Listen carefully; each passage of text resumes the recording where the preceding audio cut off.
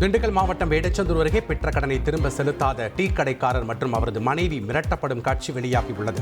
Tea கடையின் இரும்பு கம்பிகளை ஆக்ரோஷமாக அரிவாளால் வெட்டி தகராறு செய்த இருவர் இருசக்கர வாகனங்களை வெட்டி சேதப்படுத்தினர். இதை கண்டு அதிர்ச்சி அடைந்த அக்கம் பக்கத்தினர் இருவரையும் பிடித்து கூம்பூர் காவல் நிலையத்தில் ஒப்படைத்தனர்.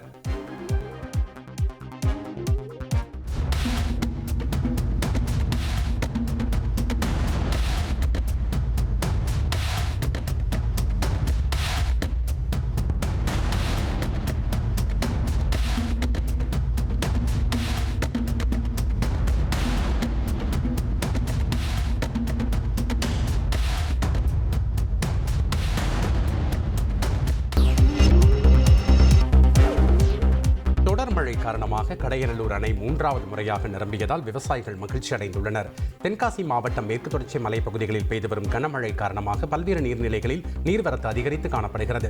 இந்நிலையில் மேக்கரை பகுதியில் உள்ள அடவி நயினார் கோவில் நீர்த்தேக்கமானது தனது முழு கொள்ளளவை எட்டி 3வது முறையாக நிரம்பி வழிந்து வருகிறது. தற்பொழுது 60 கன அடி நீர் வெளியேறி வருவதால் ஆற்று படுகை ஓரம் யாரும் செல்ல வேண்டாம் என எச்சரிக்கை விடுக்கப்பட்டுள்ளது.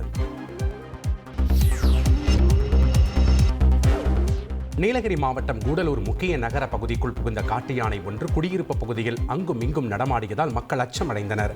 பொதுமக்கள் தூக்கத்தை இழந்து கடும் பாதிப்புக்குள்ளாகியுள்ளனர். தொடர்ச்சியாக நகர பகுதிக்குள் நடமாடும் இந்த யானையை மீண்டும் அடர்ந்த வனப்பகுதிக்குள் துரத்த வேண்டும் என பொதுமக்கள் கோரிக்கை விடுத்துள்ளனர்.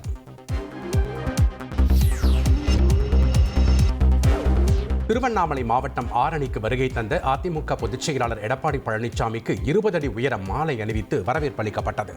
அதிமுக தெற்கு ஒன்றிய செயலாளர் GV கஜேந்திரன் சார்பில் இந்த ஏற்பாடு செய்யப்பட்டது.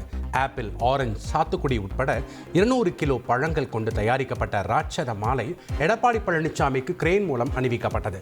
பிரச்சார பேருந்தில் அமர்ந்தபடியே எடப்பாடி பழனிசாமி இந்த மரியாதையை ஏற்றுக்கொண்டார்.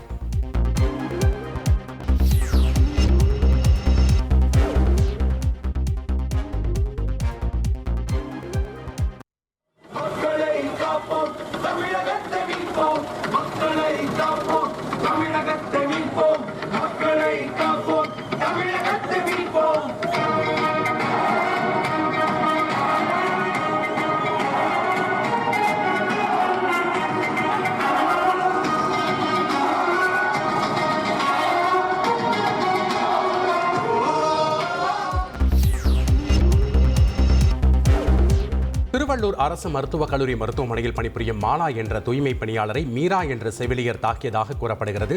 இதனால் சம்பந்தப்பட்ட செவிலியர் மீது நடவடிக்கை எடுக்க கோரி 50க்கும் மேற்பட்ட தூய்மை பணியாளர்கள் மருத்துவமனையில் அமர்ந்து தர்ணா போராட்டத்தில் ஈடுபட்டதால் பரபரப்பு ஏற்பட்டது. தென்காசி அருகே வெறிநாய் கடித்து குதறியதில் சிறுவன் உட்பட 2 பேர் படுகாயமடைந்த சம்பவம் பரபரப்பை ஏற்படுத்தியுள்ளது. கடையநல்லூர் அருகே துரைசாமிபுரம் தேவர் தெருவில் வசித்து வரும் ஜெயக்குமார் மகன் விஸ்வநாதன் வீட்டு காம்பவுண்டுக்குள் விளையாடி கொண்டிருந்த போது அங்கு வந்த திருநாய் அவரை கடித்து குதறியுள்ளது. அதேபோல் மேல கடையநல்லூர் பெருமாள் கோவில் தெருவைச் சேர்ந்த குமார் என்பவர் தேரடி பகுதியில் கடைக்கு சென்ற போது அங்கே சுற்றித் திரிந்த நாய் அவரை கடித்துள்ளது. இதில் படுகாயமடைந்த இருவரும் அரசு மருத்துவமனையில் சிகிச்சைக்காக அனுமதிக்கப்பட்டுள்ளனர். தென்காசி மாவட்டத்தில் நாய் தொல்லைகளுக்கு அடுத்தபடியாக சாலைகளில் சுற்றித் திரியும் மாடுகளால் பொதுமக்கள் அச்சமடைந்துள்ளனர். குறிப்பாக தென்காசி புதிய பேருந்து நிலையத்தில் ஏராளமான மாடுகள் சுற்றித் திரிகின்ற நிலையில் அந்த மாடுகள் ஒன்றுக்கொன்று சண்டை போட்டுக் கொள்வதால் பேருந்து நிலையத்தில் நிற்கவே பயணிகள் அச்சமடைகின்றனர். மாடுகள் பேருந்து நிலையத்தில் சண்டையிடும் காட்சிகள் சமூக வலைதளங்களில் அதிகம் பகிரப்பட்டு வருகிறது.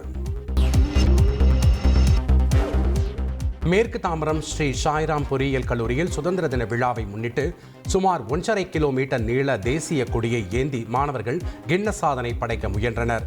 நிகழ்ச்சியில் சிறப்பு விருந்தினராக KCGF சர்வதேச தலைவர் அருள்ளா ராமகிருஷ்ணா, தேசிய கொடியை வடிவமைத்த லக்ஷ்மி நாராயண குப்தா ஆகியோர் கலந்து கொண்டனர். தொடர்ந்து சுமார் 1.5 கிலோமீட்டர் கொண்ட தேசிய கொடியை 5000க்கும் மேற்பட்ட மாணவர்கள் கையில் ஏந்தி பேரணியாக சென்றனர்.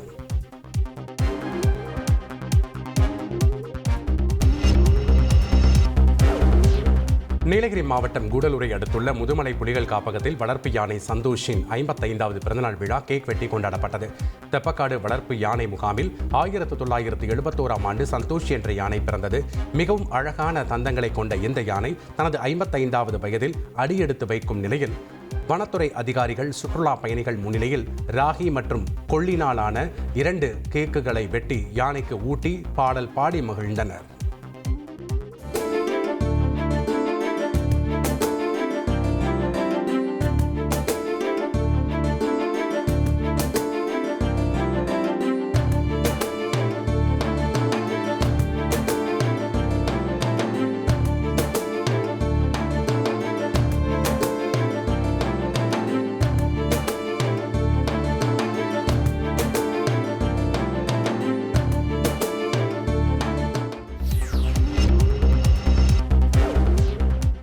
மதுரை இஸ்கான் கோயில் சார்பில் நடந்த கிருஷ்ணர் ஜெயந்தி விழா களை கட்டியது. இந்த கோவிலில் புகழ்பெற்ற அயோத்தி, துவாரகா உள்ளிட்ட கோயில்களில் உள்ளதை போன்று தத்ரூபமாக 7 கிருஷ்ணர் சிலைகள் ஒரே இடத்தில் வைக்கப்பட்டன. இந்த விழாவில் நடந்த போட்டியில் ஏராளமான குழந்தைகள் கிருஷ்ணர், ராதை உள்ளிட்ட வேடமிட்டு பங்கேற்றனர். இதில் ஏராளமான பொதுமக்கள் கலந்து கொண்டு பக்தி கோஷங்களுடன் சாமி தரிசனம் செய்தனர்.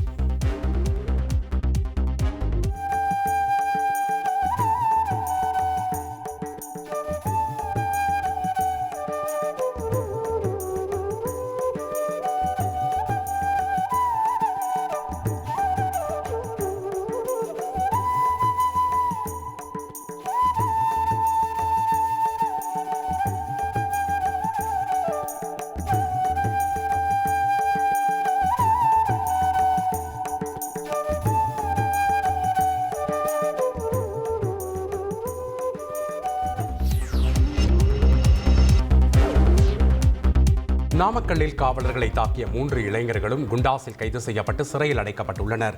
நாமக்கல் காவல் நிலையத்தில் உதவி காவல் ஆய்வாளராக பணியாற்றி வரும் செட்டியண்ணனும் தலைமை காவலர் ராஜ்மோகனும் ரோந்து பணியில் ஈடுபட்டிருந்த போது சில இளைஞர்கள் சாலையின் நடுவே வாகனத்தை நிறுத்தி ரகளையில் ஈடுபட்டு வந்துள்ளனர்.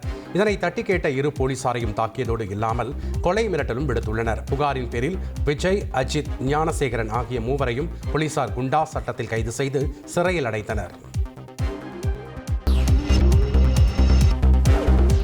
41 ஆண்டு கால பணி முடித்து ஓய்வு பெற்ற தலைமை ஆசிரியருக்கு ஊர்கூடி திருவிழா எடுத்து எடைக்கு எடை நாணயம் வழங்கி ஊர்வலமாக அழைத்துச் சென்ற நிகழ்ச்சிகர சம்பவம் நாகையில் நிகழ்ந்துள்ளது. வேதாரண்யம் தாலுகா தானி கோட்டகம் அரசு மேல்நிலைப்பள்ளி தலைமை ஆசிரியர் தமிழ்ச்செல்வன் பணி ஓய்வு பெற்றார். அவர் பணியாற்றிய அனைத்து பள்ளிகளிலும் 100% தேர்ச்சி கிடைக்க காரணமாக இருந்துள்ளார். அவருக்கு ஊர் மக்கள் சேர்ந்து திருவிழா எடுத்தனர். எடைக்கு எடை 75 கிலோ புதிய நாணயங்கள் வழங்கப்பட்டன. குதிரை பூட்டிய சாரட் வண்டியில் அவரை உட்கார வைத்து பொதுமக்கள் மாலை அணிவித்து மலர் தூவி ஊர்வலமாக அழைத்துச் சென்றனர். திருப்பூரில் கடன் பிரச்சினை காரணமாக வீட்டை ஜேசிபி மூலம் இடித்ததாக பாதிக்கப்பட்டவர்கள் புகார் அளித்துள்ள சம்பவம் பரபரப்பை ஏற்படுத்தியுள்ளது. வெள்ளியங்காடு பகுதியைச் சேர்ந்த மகாமணி, சாந்தி தம்பதி பழனிசாமி என்பவரிடம் 13 லட்சம் கடன் பெற்றுள்ளனர். கொரோனா சமயத்தில் வட்டி தர முடியாத காரணத்தால் பணம் பெற்றதற்கு அத்தாட்சியாக பத்திரப்பதிவு அலுவலகத்தில் அடமான கடன் என சொல்லி ஏமாற்றி நிலத்தை கிரயம் பெற்றுவிட்டதாகவும் இது தொடர்பாக நீதிமன்றத்தில் வழக்கு உள்ளதாகவும் தெரிவிக்கப்பட்டுள்ளது. இந்நிலையில் திடீரென பழனிசாமி தரப்பினர் வீட்டை ஜேசிபி மூலம் இடித்து பொருட்களை சூறையாடி உள்ளனர்.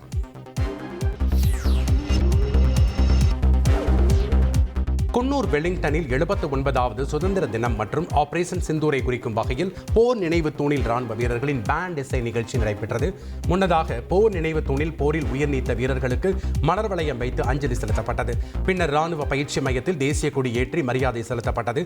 தொடர்ந்து நடைபெற்ற ராணுவ பேண்ட் குழுவின் இசை நிகழ்ச்சியில் தேசபக்தி பாடல்களும் திரைப்பாடல்களும் இசைக்கப்பட்டன. இதை ஏராளமானோர் ஆர்வமுடன் கண்டு ரசித்தனர். திருப்பூர் மாவட்டம் உடுமலைப்பேட்டை அருகே அர்த்தநாரீஸ்வரர் வீர ஜக்கம்மாள் கோவிலில் சாமி சிலை உடைக்கப்பட்டதை கண்டித்து கிராம மக்கள் 100க்கும் மேற்பட்டோர் சாலை மறியலில் ஈடுபட்டதால் பரபரப்பு ஏற்பட்டது. இந்த கோவிலில் ஆடி வெள்ளியை ஒட்டி விளக்கு பூஜை நடைபெறும் என அறிவிக்கப்பட்டிருந்தது.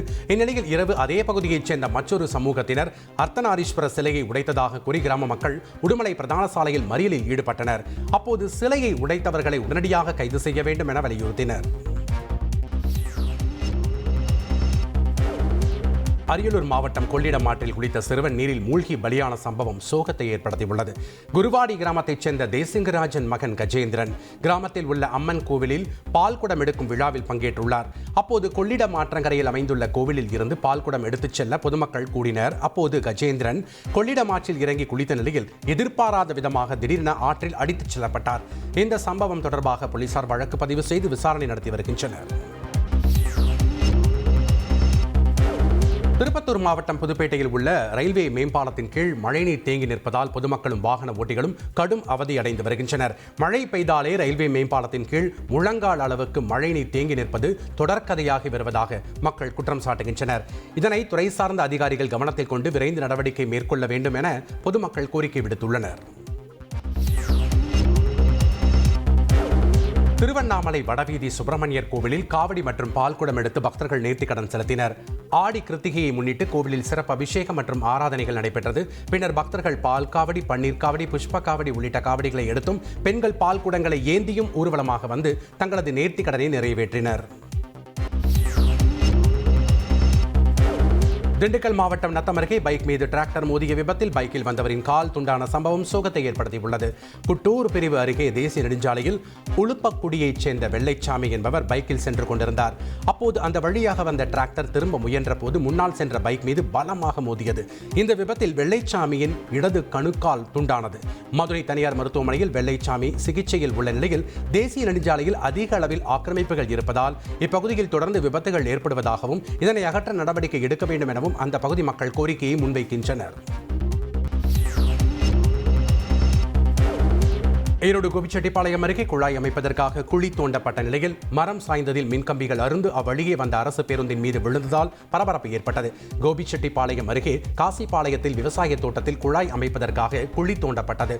அப்போது வேப்பமரத்தின் வேர்களை தொழிலாளர்கள் வெட்டிய நிலையில் பலத்த சத்தத்துடன் மரம் முறிந்து விழுந்தது. உடனடியாக ஓட்டுநர் பேருந்தை நிறுத்தியதால் பயணிகள் அதிர்ஷ்டவசமாக உயிர் தப்பினர். விழுப்புரம் அருகே சாலை நடுவில் உள்ள தடுப்பு கட்டையில் லாரி மோதி தீப்பிடித்து எரிந்த சம்பவம் பரபரப்பை ஏற்படுத்தியுள்ளது. சென்னை நோக்கி சிமெண்ட் லோடு ஏற்றிக் கொண்டு சென்ற லாரி மயிலம் சாலை நடுவில் உள்ள தடுப்பு கட்டையில் மோதி தீப்பிடித்து எரிந்தது. மளமளவென தீ பரவிய நிலையில் அருகில் இருந்த காய்கறி கடை கொட்டகை முழுவதும் தீப்பிடித்து எரிந்து சேதமானது. இதுகுறித்து தகவல் அறிந்த சம்பவ இடத்திற்கு வந்த போலீசார், தீயணைப்புத் துறையினர் மேலும் பரவாமல் தீயை கட்டுப்படுத்தினர். இதனால் அந்த பகுதியில் சிறிது நேரம் பரபரப்பான சூழல் நிலவியது.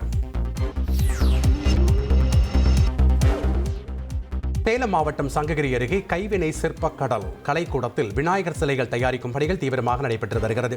இந்த ஆண்டின் புதிய வரவாக மயில் வாகன கணபதி, நந்திமுக கணபதி, திருமண கணபதி, பாகுபலி கணபதி, சிங்க வாகன கணபதி என பல்வேறு வகையான சிலைகள் தயாரிக்கப்பட்டுள்ளன. தமிழக அரசு பல்வேறு கட்டுப்பாடுகளை விதித்து வருவதால் முன்பதிவு செய்யப்பட்ட வாடிக்கையாளர்கள் விநாயகர் சிலைகளை எடுத்துச் செல்லாமல் பணத்தை திருப்பி கேட்பதாகவும் இதனால் சிலைகளின் விற்பனை மிகவும் மந்தமாக உள்ளதாக கைவினை சிற்ப கலைஞர்கள் வேதனை தெரிவித்துள்ளனர். நாமக்கல்லில் கிரெயின் சரிந்து விழுந்து 3 தொழிலாளர்கள் உயிரிழந்த சம்பவம் தொடர்பாக 4 பேர் கைது செய்யப்பட்டுள்ளனர். விபத்து தொடர்பாக நாமக்கல் போலீசார் விசாரணை மேற்கொண்டனர். அதில் விபத்துக்கு காரணம் கிரெயின் ஆபரேட்டரின் கவனக்குறைவுதான் என்பது தெரியவந்தது. இதனையடுத்து crane operator Visenthi Michael Jude, painting ஒப்பந்ததாரர் தனபால், கிரெயின் உரிமையாளர் ராஜமாணிக்கம், தனியார் மருத்துவமனையின் கணக்காளர் சரண் ஆகிய 4 பேர் மீது வழக்கு பதிவு செய்து கைது செய்யப்பட்டுள்ளனர். திருவள்ளூர் மாவட்டம் கும்மிடிப்பூண்டியில் மாற்றுத்திறனாளி சிறுவனுக்கு உதவித்தொகை வழங்காமல் 18 மாதங்களாக வட்டாட்சியர் அலைக்கழிப்பதாக பெற்றோர் புகார் தெரிவித்தனர். கும்மிடிப்பூண்டியை அடுத்த சின்ன சோழியம்பாக்கத்தைச் சேர்ந்த லோகநாதன், நந்தினி தம்பதியின் மகன் வருண் பிறவியிலேயே கண் பார்வையற்றவர். இவருக்கு மாற்றுத்திறனாளிகளுக்கான உதவித்தொகை கோரி விண்ணப்பித்து 18 மாதங்களாகியும் கும்மிடிப்பூண்டி வட்டாட்சியர் அலுவலக ஊழியர்கள் இழுத்தடிப்பதாக பெற்றோர் குற்றம் சாட்டியுள்ளனர். மேலும் மாவட்ட ஆட்சியர் உடனடியாக நடவடிக்கை எடுக்க வேண்டும் என அவர்கள் வேண்டுகோள் விடுத்துள்ளனர். கிருஷ்ணகிரி மாவட்டம் மேலகிரி பகுதியில் மினி சரக்கு வேன் கவிழ்ந்த விபத்தில் 250 கிலோ தக்காளி சாலையில் சிதறின. வேன் ஓட்டுநர் லேசான காயத்துடன் உயிர் தப்பினார். தகவல் அறிந்து வந்த தேன்கனிக்கோட்டை போலீசார் விபத்து குறித்து விசாரணை நடத்தினர். மேலும் விபத்தில் சிக்கிய வாகனத்தை மீட்ட விவசாயிகள் சேதமாகாத தக்காளி பழங்களை வேறு ஒரு வாகனத்தில் ஏற்றி விற்பனைக்காக கொண்டு சென்றனர்.